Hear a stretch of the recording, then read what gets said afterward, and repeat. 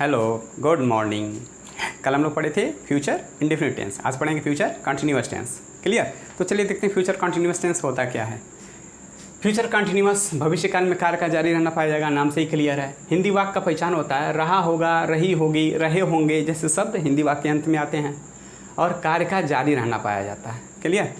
Affirmative sentence का structure बनेगा subject plus cell और विल। सेल का प्रयोग फर्स्ट पर्सन प्रोनाउन आई और वी के साथ होगा और सेकंड पर्सन और थर्ड पर्सन के साथ विल का प्रयोग करेंगे। सेल का प्रयोग एक्चुअली अब इंग्लिश में फ्यूचर के लिए नहीं हो रहा है, लेकिन हमारे सिलेबस में दिया है तो इसलिए हम लोग यहाँ पढ़ेंगे। ओके, फिर बी आइंजीन वर्ब ऑब्जेक्ट एटसेट्रा, ये अफर्मेटिव सेंटेंस हो गया। अगर इसमें नेगेटिव आ जाए, नॉट शब्द आ जाए तो कहाँ लगाएंगे? विल या सेल के बाद नॉट का प्रयोग करेंगे, फिर बी आएगा, फिर आइंजीन verb object etcetera. Interrogative sentence में स्ट्रक्चर क्या बनेगा? सबसे पहले क्वेश्चन वर्ड, फिर सेल और विल, फिर सब्जेक्ट, फिर बी, फिर आइंजीन verb object etcetera question mark. Okay, अभी से समझते हैं एग्जाम्पल से। पिताजी अखबार पढ़ रहे होंगे, यह एक सेंटेंस है। पढ़ रहे होंगे वर्ब हो जाएगा। कौन पढ़ रहा है? पिताजी। सब्जेक्ट पिताजी पढ़ रहे होंगे क्या? अखबार। ऑब्जेक्ट हो जाएगा। क्लियर? देखिए सबसे पहले क्या रखेंगे? सब्जेक्ट पिताजी, क्या हो जाएगा? The father. शैल या विल में से क्या आना चाहिए? Third person pronoun. क्या आएगा? सॉरी, विल का प्रयोग करेंगे, हो जाएगा विल। फिर क्या आएगा? बी। फिर क्या आएगा? आइंजीन वर्ब। पढ़ रहे होंगे रीडिंग। फिर ऑब्जेक्ट क्या पढ़ रहे होंगे? अखबार, न्यूज़पेपर। क्लियर? पिताजी अखबार पढ़ रहे होंगे, the father will be reading newspaper. Clear? अगर ये सेंटेंस नेगेटिव होता, पिताजी अखबार नहीं पढ़ रहे होंगे, ऐसा हो जाए तो क्या करेंगे? कहाँ रखेंगे? विल या सेल के बाद नॉट का प्रयोग कर देंगे। यहाँ पे कहाँ आएगा? विल के बाद नॉट आ जाएगा। Okay, clear?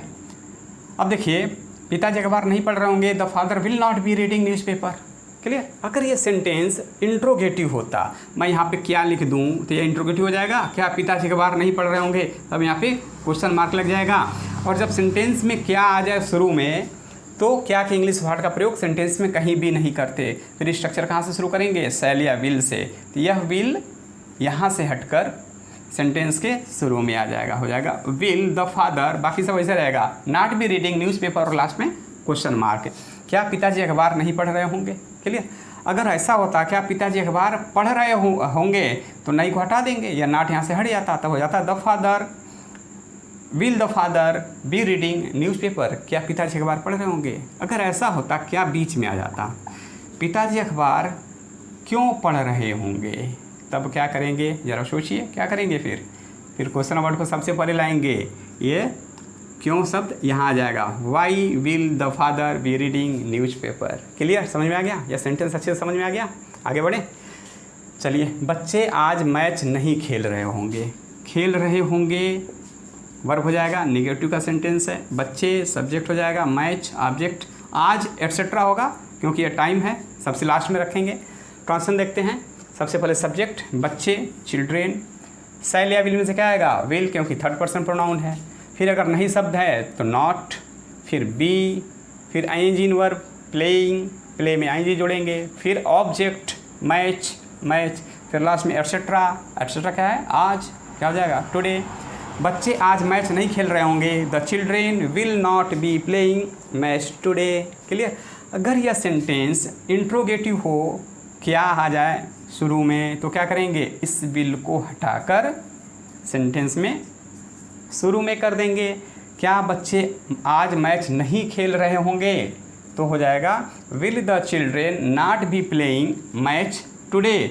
क्लियर? आगे समझ में? अगर क्या बीच में यानी क्वेश्चन वर्ड बीच में हो जाए तो क्या करेंगे? उसको सबसे पहले लिखेंगे। अगर ऐसा होता बच्चे आज मैच क्यों नहीं खेल रहे होंगे, तो इस क्यों को हम सबसे पहले रख लेते यहाँ पे। Why will the children not be playing match today. Clear? समझ में आ रहा? सारे सेंटेंस क्लियर हो गए। कुछ और एग्जाम्पल देखते हैं। वे लोग क्या पढ़ रहे होंगे? पढ़ रहे होंगे वर्ब, वे लोग सब्जेक्ट, ऑब्जेक्ट तो है ही नहीं। आगे बढ़ते हैं। सबसे पहले क्वेश्चन वर्ड। क्वेश्चन वर्ड क्या है? क्या? तो सबसे पहले व्हाट। फिर सेल या विल में से क्या आएगा? वे लोग, थर्ड पर्सन तो विल आ जाएगा। फिर क्या आएगा? सब्जेक्ट वे लोग, दे। फिर क्या आएगा? B, B. फिर आइंजीन वर्ब पढ़ रहे होंगे, रीड में आईएनजी जोड़ेंगे, रीडिंग। फिर ऑब्जेक्ट तो है ही नहीं, एटसेट्रा कुछ है नहीं है, लास्ट में क्वेश्चन मार्क। वे लोग क्या पढ़ रहे होंगे, ट्रांसलेशन बना what will they be reading. Clear? इतना समझ में आ गया। अगर यह सेंटेंस अफर्मेटिव हो, वे लोग पढ़ रहे होंगे, क्या हटा दिया जाए, तो हम क्या करेंगे फिर? क्या नहीं है तो व्हाट की कोई ज़रूरत ही नहीं है। और जब व्हाट नहीं लिखेंगे तो विल क्या पहले आएगा?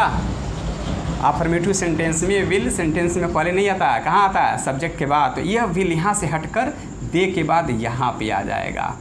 ओके, वे लोग पढ़ रहे होंगे, क्या बनेगा? They will be reading. Clear, समझ में आ गया? आगे बढ़े। मैं काम क्यों नहीं कर रहा हूँगा, क्या हो जाएगा? वर्ब। मैं सब्जेक्ट, काम ऑब्जेक्ट।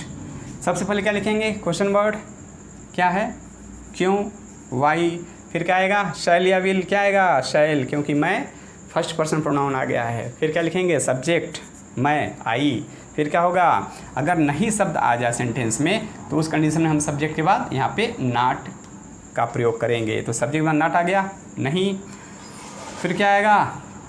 बी, फिर बी आ गया। फिर एंजिन वर्ब क्या है? करना, डू मीन्स करना, तो हो जाएगा डूइंग। फिर ऑब्जेक्ट क्या है?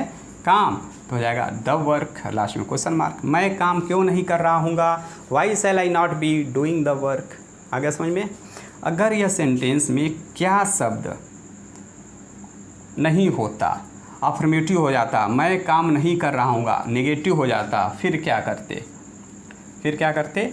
हम क्वेश्चन वर्ड तो सीधे हट जाता और शैल को सब्जेक्ट आई के बाद रख देते। I shall not be doing the work. समझ में आ रहा? अगर नहीं शब्द भी हटा देते फिर क्या करते? नहीं भी हट जाता, मैं काम कर रहा हूँगा, I shall be doing the work. Clear? यहाँ पे काम को मैंने ऑब्जेक्ट किया है और कर रहा हूँ को वर्ब बना दिया। आप चाहें तो पूरा काम कर रहा हूँ को वर्ब बना सकते थे, तब सेंटेंस बनता आई शैल बी वर्किंग। क्लियर? बस आज के लिए इतना पर्याप्त है और कल हम लोग पढ़ेंगे future perfect tense. Thank you.